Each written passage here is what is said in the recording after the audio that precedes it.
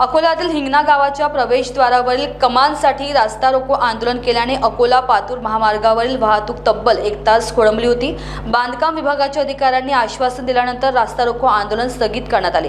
अकोला पातूर मार्गावरील हिंगणा गावच्या प्रवेशद्वारावरील बाबासाहेब आंबेडकर यांच्या नावाची कमान रस्ता रुंदीकरणात काढण्यात आली होती। मात्र रस्ता रुंदीकरण झाल्यावर संबंधित ठेकेदाराने पुन्हा निकृष्ट दर्जाची कमान बांधली होती, ती पुन्हा पडली। कमान पुन्हा बांधून देण्यासाठी गावकऱ्यांनी अनेक निवेदन दिली, मात्र कुठलीही कारवाई न झाल्याने पातूर अकोला महामार्गावर गावकऱ्यांनी रास्ता रोको आंदोलन केले। यावेळी रस्त्यावर मोठ्या प्रमाणात वाहतूक विस्कळीत झाली होती।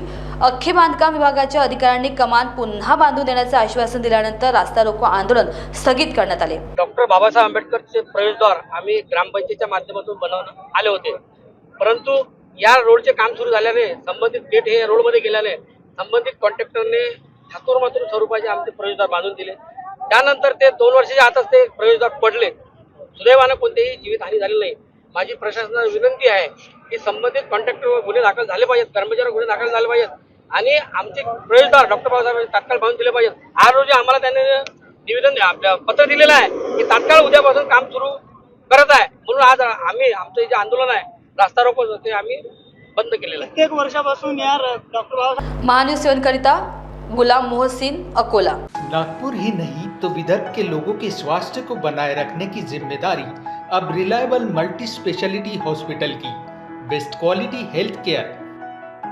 जी हाँ, अब हम रहेंगे आपकी सेवा में 24/7 तत्पर। Orthopaedic, joint replacement, ICU theatre, maternity surgery, pathology, modular operation, pharmacy और लैप्रोस्कोपी सर्जरी आदि सभी आधुनिक सुविधाओं से पूर्ण। We are always for your health care. हमारा पता reliable multi speciality hospital, Wathoda square, near Nayara petrol pump, ring road, Nagpur.